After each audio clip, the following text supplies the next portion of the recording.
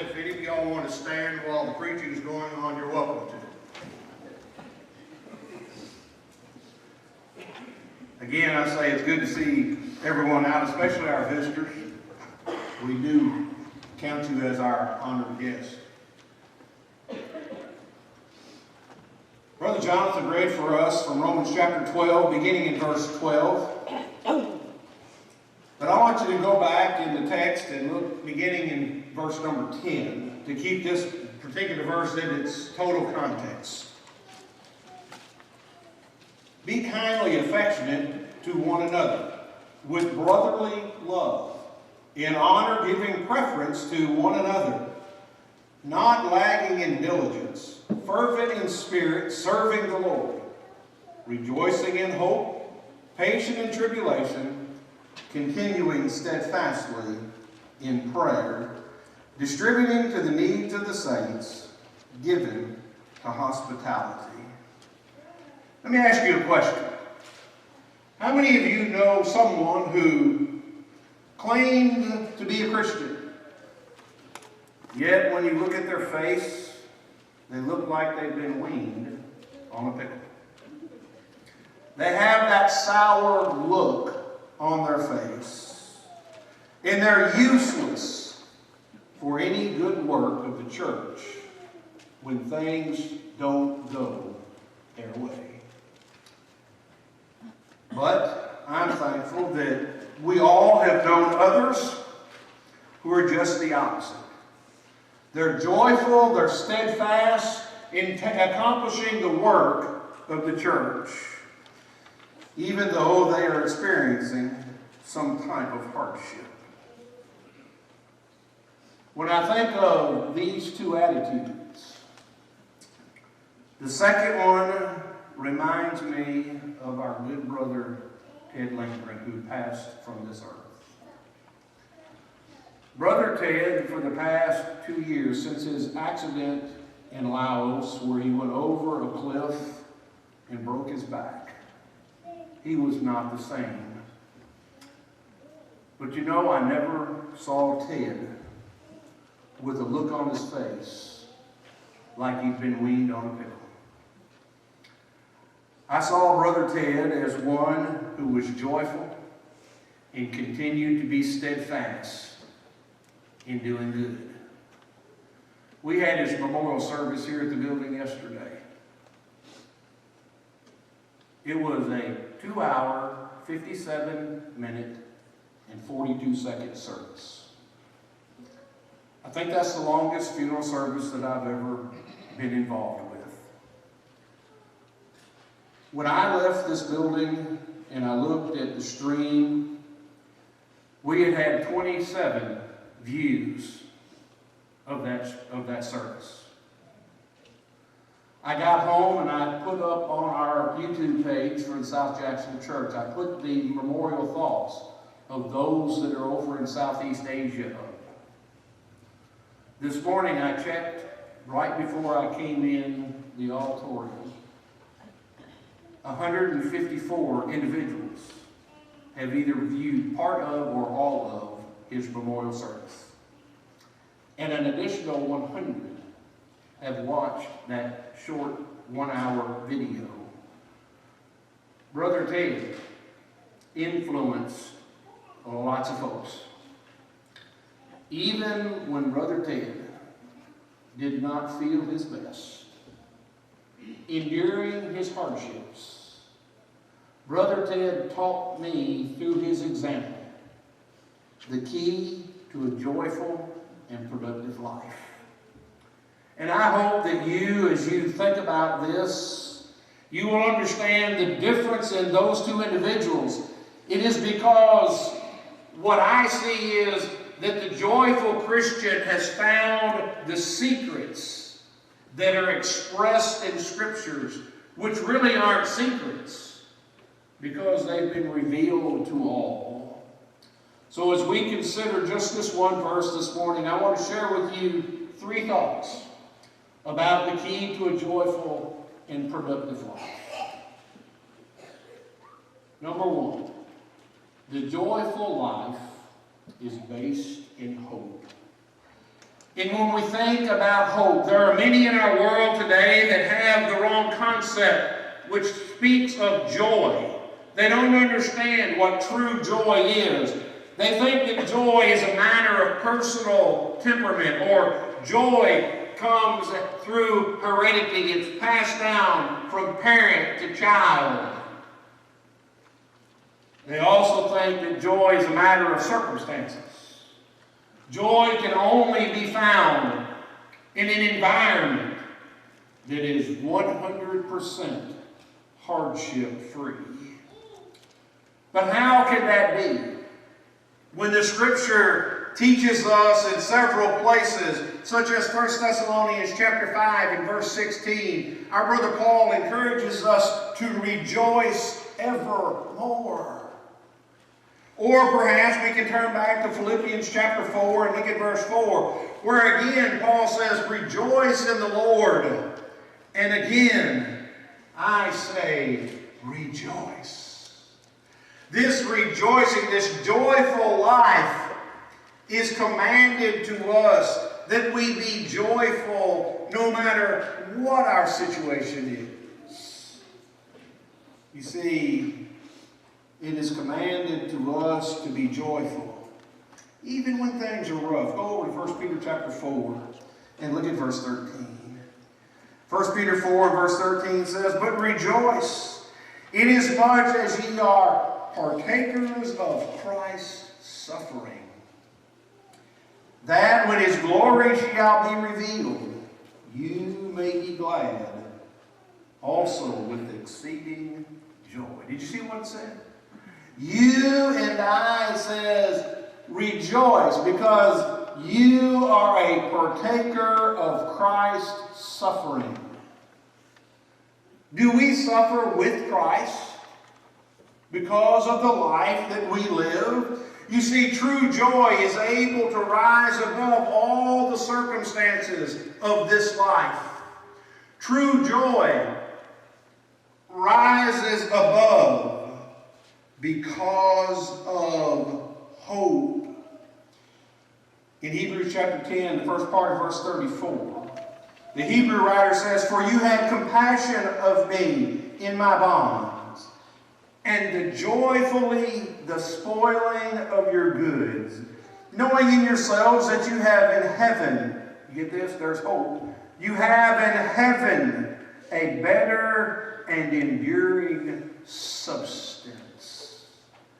In heaven, there's something better waiting for us. And that is the hope that we have, because Jesus suffered for us. Because as we gathered this morning and remembered what he went through to give us the hope of heaven. 1 Peter chapter 1 and verse 6 says, wherein he greatly rejoiced, though now for a season, if need be, ye are in heaviness through manifold temptation. Brethren, the key to this joyful life, I said, first of all, is hope. The text that we read in Romans 12 says that we should rejoice in hope. It should be easy for us to see how hope is the source of joy in our life. Think of all of the students. Think of all of the students last week. Y'all remember what happened any of y'all remember what happened last week, Wednesday night into Thursday? Any of y'all remember? In Henderson, we didn't have anything. We got just enough to make you mad that you didn't get more. But the further north you came, when you got to about Norton Hill at the old drive-in theater, you began to see the accumulations. What were the students in school hoping? Were they hoping, we don't have school tomorrow? And even on Friday, isn't that what they were hoping? You see, they were having an expectation, I'm not going to have to go to school tomorrow. Unfortunately, those of us who are a little older, We remember having to either stay up late and watch the 10 o'clock or the 11 o'clock news, or get up at 6 in the morning and watch that scroll across the bottom like you were watching the scores of basketball games or the NBA or NFL draft. Kids today get the message school's going to be out instantaneously. They have that hope, and they think about those things. Brother, you and I have a greater hope than being out of school. We have a hope that is in heaven that we should constantly be thinking about. Again, understand, the source of our joy is just as it was for those who were in Asia Minor. It is the hope of our salvation. So to be joyful in life, we must have hope. If a Christian is not joyful, it's because they've lost sight of the hope. What does Hebrews 11 and verse 1 say? Now faith is the substance of things hoped for, the evidence of things not yet seen. Faith is the hope, or is the substance. Hope is the substance of faith. Well, Brother Ray, where does faith come from? What does Paul say? Romans 10? Everybody know, does everybody have Romans 10 verse 17 committed to your memory? Now faith comes by hearing, and hearing by the word of God. People don't have hope because they don't read and hear God speaking to them through His Word. In our Bible class this morning, I hope I challenged your thinking to look at Genesis chapter 3 a little bit differently. How many of you, and you can acknowledge it if you want, how many of you have heard that sin entered the world because Eve ate of the fruit? Y'all have all heard that, right? We learned this morning, before God said don't eat the fruit, God said don't. And y'all remember? God said don't touch the fruit. So sin entered the world when Eve touched the fruit and then ate the fruit. Chip, how many times have you read that verse and you've read right over the word touch because it's been ingrained in your mind that Eve eating the fruit? We had a good discussion about that. How, and we can look at other passages that we do the exact same through. But brethren, understand, people don't have hope because they don't dig into God's Word. The secret to a joyful, productive life begins with having hope in what God has in store for us. And that is eternity in heaven with Him. But number two, a life of joy, of this joyful hope, will be patient in tribulations. And we must define our terms. What does it mean to be patient? It's more than just simply enduring or forbearing. It also takes into consideration activity on our part as we deal with the hardship. What I'm saying is, it is continuing to do good regardless of your trial. Have you ever heard someone say, I wish that was me going through that instead of somebody else? You ever heard someone say that? Brother, we help people endure. We can help people be patient in their tribulations by surrounding them with our constant love, compassion, and care. You see, enduring that joyful hope and patience, it's not just sitting around feeling sorry for yourself. It's finding something that you can do even though you're going through a hardship. What about tribulation? What is tribulation? Would you agree with me this morning that these could be trials that are suffered for the cause of Christ? Or maybe they're more common things. Maybe it's someone that's going through a period of sickness. Or maybe it's someone that's going through a period of grief because of a loss of a loved one. You see, what Paul is talking about in our text, he says, when he talks about this, he's talking about pressing on. Continue to do the work that you have been assigned and you have been commanded to do by Christ. You see, the key to me, to this joyful hope and this patience, think about it this way.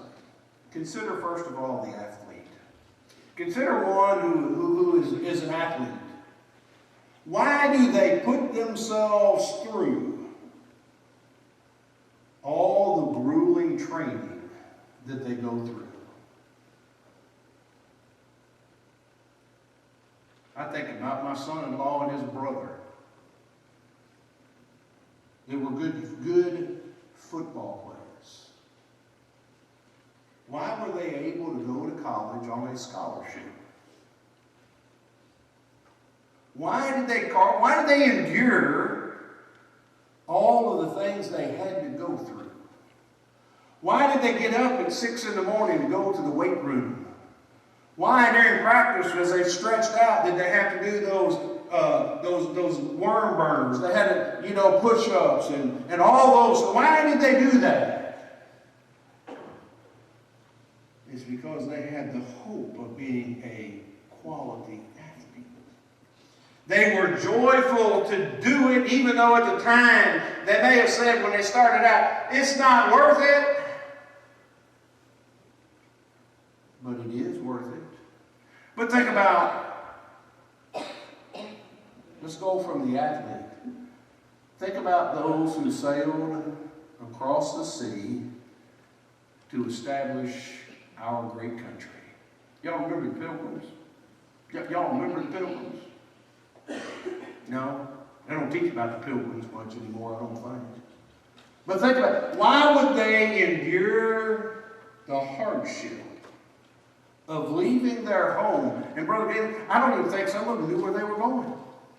They just wanted to be free from what oppression and tribulation they were suffering. How many of you would have volunteered to get on the Mayflower and sail across the sea to a place that you didn't know what it was going to be like? How many of you would have done that? Not many. Why? Because we might not be willing to suffer the hardship. A lot of them died on the journey. But they were willing to give up what they do. It's because they had a joyful hope of finding freedom from being religiously oppressed. Think about the college student. Think about the college student. I'll exclude myself from this particular illustration. Why does a college student endure the hardship of study and examinations? I excluded myself from study and examination. Why does a college student do that? Do they not have a joyful hope of a successful career? Or, let's go back to the Bible. I'll just use the Bible. What about the early Christians? Why did the early Christians, why were they willing to endure persecution? Why, and not just persecution, but endless persecution. Why were they willing to give their life for the cause of Christ? Why did all but one of the apostles die from unnatural causes? Why did they press on in their faithfulness to Christ? I've given you the answer already. I've already told you one. Because they had a joyful expectation of a better life in a better place with God forever. Read the book of Hebrews. Read the book of Hebrews. And Brother Ray, does this not explain why some Christians do not remain steadfast when things get rough? The answer is yes. Because they've lost sight of the great hope of heaven. Their minds become preoccupied with the things of this world and the temptations that Satan puts in front of them that they give into. Point number 3. Our lives will be as hopeful, joyful, and patient as they are prayerful. Continuing in prayer.